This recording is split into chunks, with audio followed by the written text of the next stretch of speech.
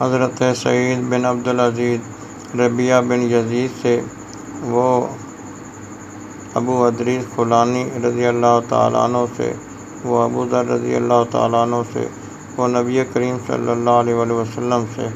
آپ اللہ تبارک و تعالیٰ سے نقل فرماتے ہیں کہ اللہ تبارک و تعالیٰ نے فرمایا: اے میرے بندو، میں نے اپنے اوپر ظلم کو حرام کر دیا ہے اور تمہارے درمیان بھی اس کو حرام کر لیا، لہذا تم ایک دوسرے پر ظلم نہ کرو۔ اے میرے بندو، تم سب کے سب گمراہ ہو مگر میں جس کو ہدایت عطا کروں، پس تم مجھ سے ہدایت کا سوال کرو، میں تم کو ہدایت عطا کروں گا۔ اے میرے بندو، تم سب بھوکے ہو مگر جس کو میں کھانا دوں، پس مجھ سے کھانا طلب کرو، میں تم کو کھانا دوں گا۔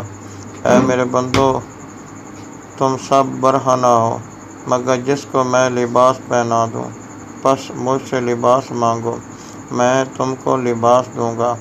اے میرے بندو، تم رات دن غلطیاں کرتے ہو اور میں تمام گناہ کرنے پر قادر ہوں، پس مجھ سے مغفرت مانگو، میں تم کو معاف کر دوں گا۔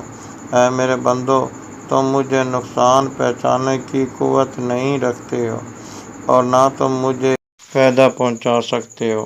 اے میرے بندو، اگر تمہارے پہلے اور پچھلے تمام انسان اور جن کسی انتہائی پرہیزگار انسان کے دل کی طرح ہو جائیں تو اس سے میری بادشاہت میں کوئی اضافہ نہیں ہوگا۔ اے میرے بندو، اگر تمہارے پہلے اور پچھلے جن اور انسان بدکار کے دل جیسے ہو جائیں تو تم اس سے میرے ملک میں کچھ کمی نہیں آ سکتی۔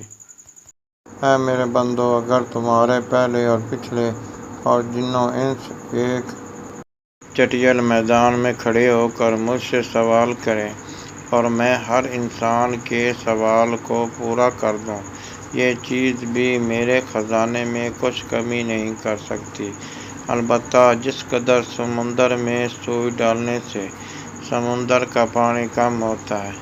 اے میرے بندو، تمہارے اپنے اعمال ہیں، میں تمہارے لیے ان کا احاطہ کرتا ہوں، پھر تمہیں ان کے مطابق پورا پورا بدلہ دوں گا۔ بس جو شخص بھلائی کو نہ پائے اسے صرف اپنے آپ کو ملامت کرنی چاہیے۔ سعید نے بیان کیا کہ حضرت ابو ادریس خولانی جب اس حدیث کو بیان کرتے تو گھٹنوں کے بل گر جاتے تھے۔